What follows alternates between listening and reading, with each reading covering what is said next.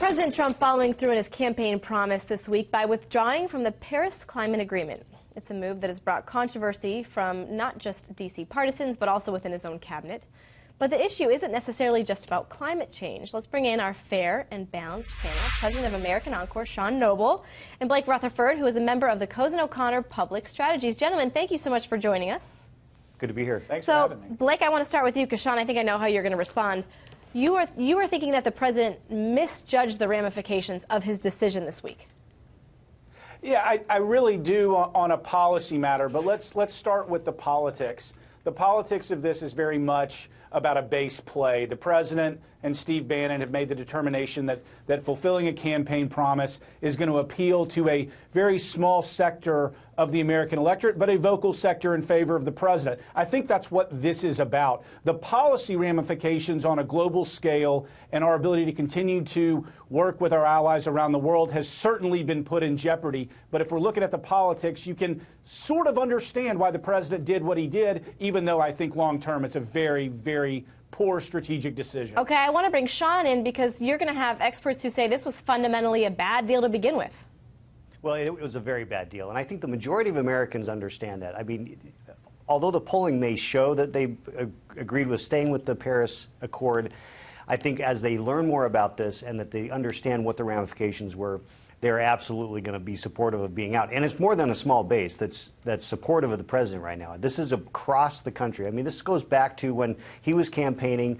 You know, Hillary skipped Michigan. Instead, she sent Ted Danson in to talk about climate change. He was talking about real economic issues. It tells you that the inside the bubble disconnect with the American people is real, and they don't quite understand why it is that the president would do this. But it's because they don't understand middle America and the importance of the economic problems that they face. Okay, but this did nothing for. I'm curious because we see, players such as Elon Musk resigning from the Economic Council, and Sean, I assume you say that's a good thing, but Blake, what do you think?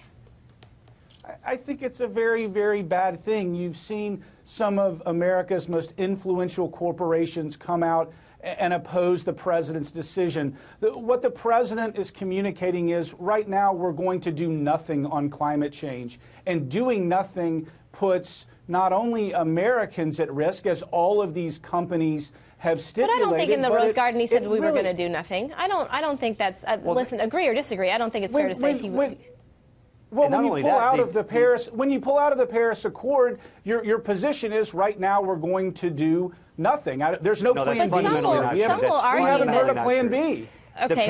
We have not heard a plan B from this president yet. The Paris Accord was not even a plan A because it was just a bunch of elites that got together that thought that they could come up with something that sounded like they're doing something about climate change. It doesn't have anything to do with actually getting anything accomplished. The studies out of MIT show that even if we implemented all of this at one, and all of the countries met their goals, it wouldn't change. It would only change the temperature globally by 0.2%. But those countries didn't even have to meet those goals in the near future. If I'm not mistaken, it was like 2030 before the countries who were the biggest emitters had to even meet those conditions. So this was a bad. That's sort of what I'm curious. Deal for the United States. Blake, exactly. Because you said he's not willing to do anything, but he said, listen, I'm willing to renegotiate. I'm willing to talk to Democrats. I'm willing to do whatever we need to do. Renegotiate with whom? Countries have already come out and said there's nothing to renegotiate. I think the thing to think about here is states are stepping up, cities are stepping up, companies are stepping up, colleges and universities are stepping up. They're committed to combating climate change. This president won't even tell us whether he believes in climate change. And I think that's a real significant issue as well. Sean, I want to bring in another topic, and that is jobs. The president obviously said, he would argue, as he did argue, that jobs are lost under this particular accord. Going forward, when you see the reaction, do you feel like small businesses are saying, yeah, we were restricted by this? Oh, absolutely. I think there's no question that electricity rates are going to go down.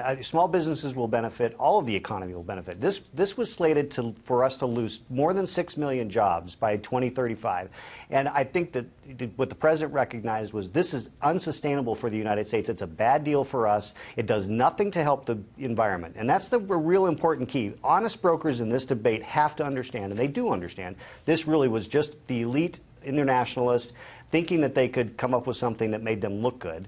And it didn't. It doesn't do anything real for the environment. So we need to get serious about what it is that we're going to do to make the economy work and protect the environment at the same time. All right, it's not Blake, an if or. Blake, I'm going to give you the last word because I know you have arguments that this, in fact, didn't hurt economically. No, this didn't hurt economically. We're continuing to transition to a green economy in the United States, and what this did was define America's position and leadership in the world on green issues. There's no evidence that this was going to hurt the economy, save for a Heritage Foundation report. The president misunderstood the MIT report, but we have economists all over the world saying we have to do something about climate change because the economic ramifications are significant. That is what the Paris Agreement did. But what's funny here, if you want to talk about jobs, the president emphasized coal jobs. We have 67,000 coal jobs in America. We lost 70,000 retail jobs last year alone. So I think we have to put all of this in perspective when we're talking about jobs affected. Certainly the coal industry is the most affected by our effort to rid ourselves of a coal-driven economy and CO2 emissions. But at the same time, we're seeing innovations in so many other areas. It's why General Electric and Coca-Cola and Dow Chemical are in favor of this plan. All right, we're going to have to leave it there. Blake, Sean, thank you so much for joining us. The conversation Great to isn't be over. here. Appreciate it.